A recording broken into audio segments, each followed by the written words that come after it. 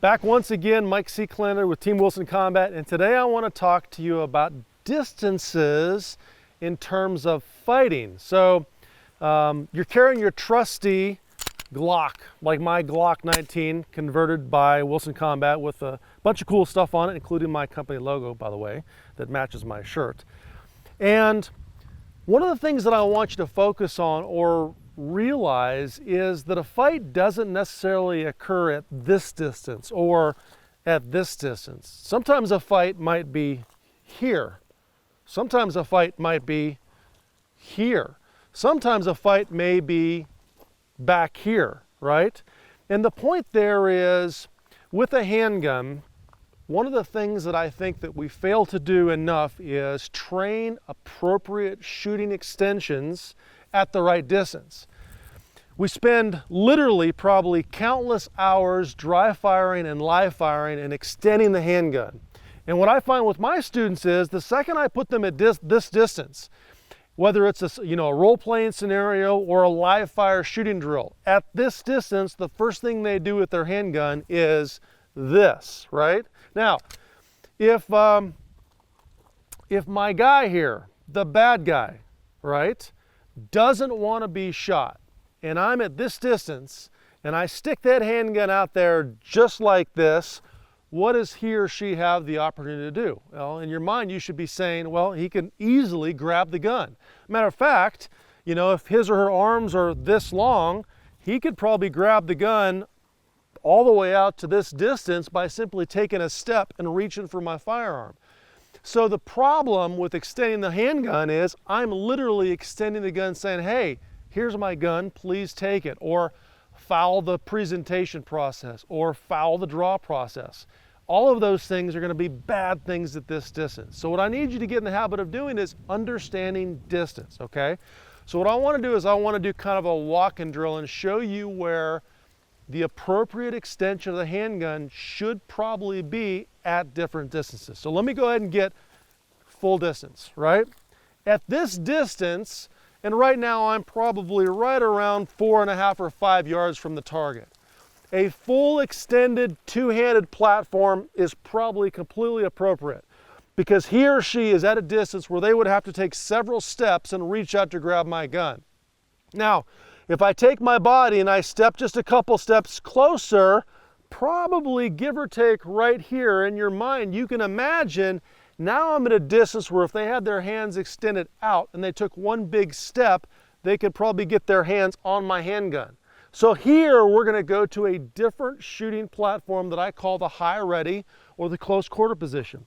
So we're simply going to take the gun, we're going to retract it straight back to our body, and we're going to keep the muzzle horizontal to the ground. Now notice when I do this, I keep two hands on the grip of the handgun just like I'm shooting with my standard two-handed grip.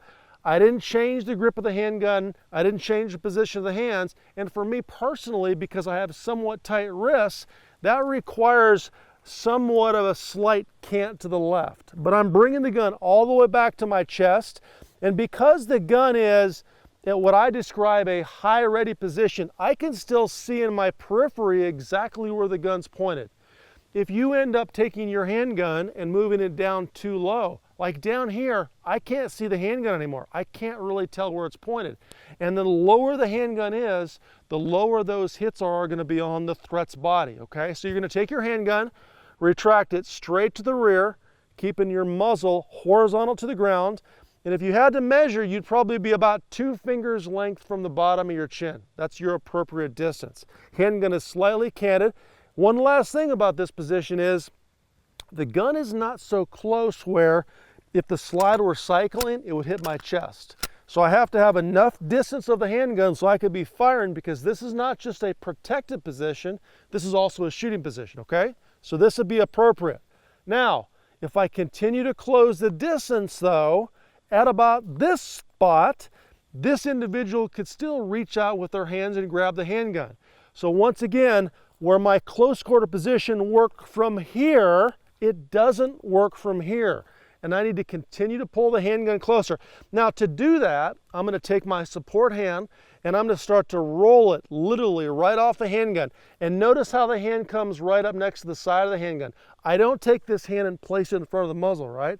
So I'm literally rolling my support hand off of the handgun, and I'm retracting the handgun into an extremely close quarter position.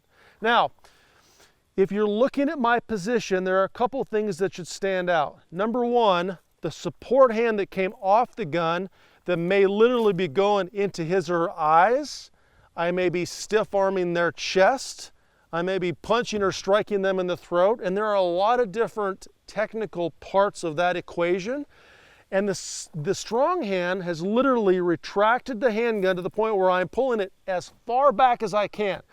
When you do this, you should feel a lot of tension in the back of your arm. So take your handgun and literally pull it as far back as you can. A couple key points about this position. Number one, the muzzle is at a slight downward angle, right? The reason for that is my lead hand or my support hand is now out here stiff arming or eye gouging or striking or palm striking or whatever else above a plane of existence. So I need to keep the handgun muzzle below a plane of existence. It would not be smart for me to try to roll the handgun to get center mass shots when my hand is out there potentially keeping them away from me, stiff arming or doing whatever else. Now, this is not going to be a static situation, right? So kind of imagine, if you will, this person is trying to throw strikes, trying to get to my handgun, maybe trying to parry my arm and get it off. So I'm going to have to continually pump this arm to keep them off me. Now this position with the support hand allows me to stiff arm and pump and strike and eye gouge or whatever else, boom, boom, boom, but continue to shoot. And my target area for this particular technique is going to be that low pelvic, groin, lower body area, because my other hand is up here in the eyes or the throat or the chest or whatever else. Okay, so once again, once I get to a certain point, hand is going to roll off the handgun. I'm going to retract it literally as far as I can where I can stiff arm and I could be shooting somewhere in the pelvic girdle of the target. Now, in order for the gun to run, one of the things you're going to have to do is I'm going to have to maintain a slight offset of the handgun where I'm placing the thumb between the frame of the handgun and my body. If I take the slide of the gun and press it up against my body and try to shoot, that's going to stop the slide from moving and I'm going to have malfunctions. Conversely, if I take that handgun like some people do and rotate it to the outside, the problem with this is this allows someone to get their hand on the handgun very easy. It's harder for me to protect it.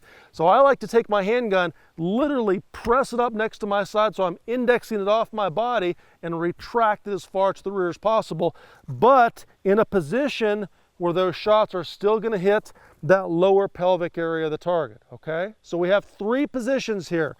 Position number one is called the extreme close quarter position, where the lead hand might be striking, stiff arming or doing something else. It may also be back here defending my head against a strike or a punch or a club. Position number two is your close quarter position, something where you're a little farther away where they still can't reach your gun. Gun is compressed, muzzle is horizontal to the ground, and I have this handgun as close to my body as possible. This still allows me, boom, boom, boom, to get those shots. Notice how the horizontal position allows me to fire.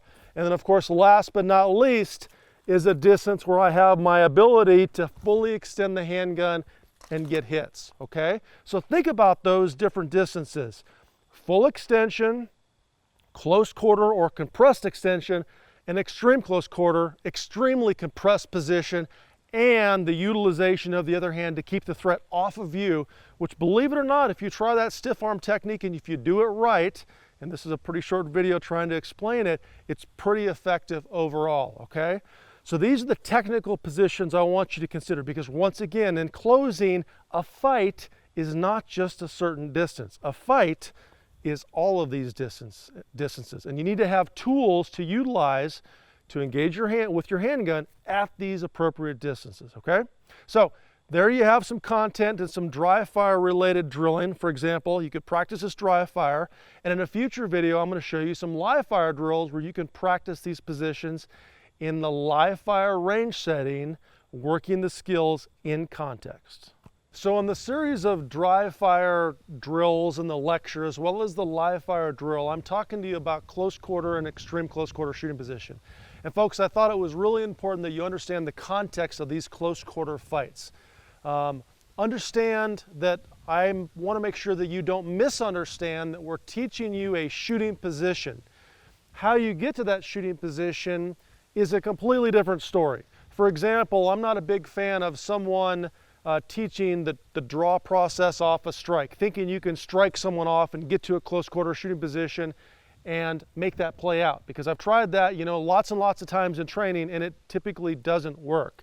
There's a great instructor out there, Craig Douglas, a good friend of mine, that has taught the concept of same side access and control. It's a completely different subject that you need to explore in terms of the close quarter shooting position. So the drills that I'm talking about here, the shooting positions that I'm talking about, assume that you've already got the gun into the fight. The gun is already in your hand and the distance closed for whatever reason. There, we can use the technique of the close quarter position and the extreme close quarter position.